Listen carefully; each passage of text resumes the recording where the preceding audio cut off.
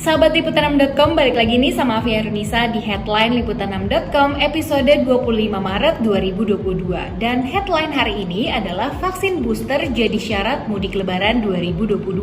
Seperti apakah prosedur dan juga pengawasannya? Simak selengkapnya.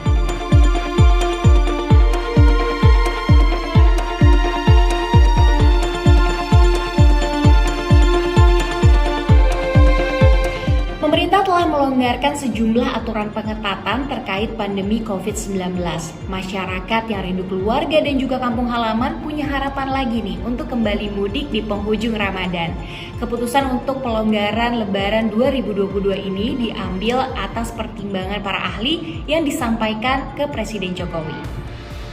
Ada 3 alasan mengapa pemerintah kembali memperbolehkan masyarakat mudik lebaran tahun ini, yaitu kasus COVID-19 di Indonesia menunjukkan tren penurunan, angka reproduksi COVID-19 yang mendekati 1, dan pola kenaikan kasus di beberapa negara berbeda dengan di tanah air.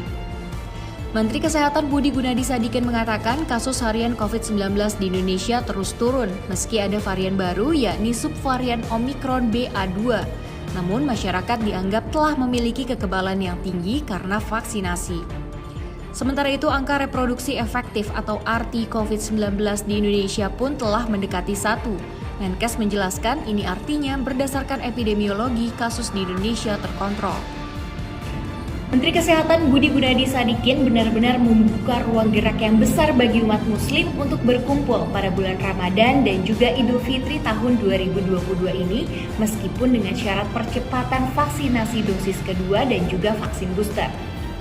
Menteri Kesehatan Budi Gunadi Sadikin menjelaskan pemberlakuan wajib vaksinasi COVID-19 dosis lanjutan atau booster sebagai syarat mudik Lebaran 2022 semata-mata untuk melindungi populasi lanjut usia. Masyarakat yang tidak memenuhi persyaratan ini pun tetap dapat melakukan mudik. Namun, mereka diwajibkan melakukan tes COVID-19. Sementara itu, bagi pemudik yang baru menerima vaksin dosis pertama harus melakukan tes PCR COVID-19. Itulah mengapa yang belum menerima vaksin booster harus melampirkan hasil negatif dari tes COVID yang dilakukan. Budi menyampaikan pemerintah ingin masyarakat dapat melakukan ibadah Ramadan dan merayakan Lebaran Idul Fitri dengan kehidupan mendekati normal. Kendati begitu, pemerintah juga tak ingin nantinya pelonggaran ini merugikan masyarakat lanjut usia yang rentan terpapar COVID-19. Terlebih, lansia menjadi sasaran kunjungan anak serta cucunya saat Lebaran. Lantas bagaimanakah pengawasan pemerintah terkait protokol kesehatan pada mudik Lebaran 2022 ini? Juru bicara vaksinasi Kementerian Kesehatan RI Siti Nadia Tarmizi mengatakan melalui aplikasi Peduli Lindungi status vaksinasi seseorang akan terlihat. Nadia menjelaskan status vaksinasi para calon pemudik yang menggunakan transportasi umum akan dicek saat hendak naik kendaraan umum. Sedangkan pada pengguna kendaraan pribadi akan dilakukan pengecekan acak di jalur mudik.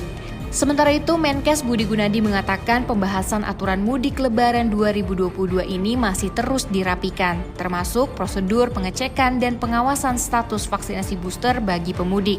Nantinya aturan rinci mengenai pelaksanaan mudik Lebaran 2022 ini akan diterbitkan melalui surat edaran Satgas Penanganan COVID-19 dan Kementerian Perhubungan.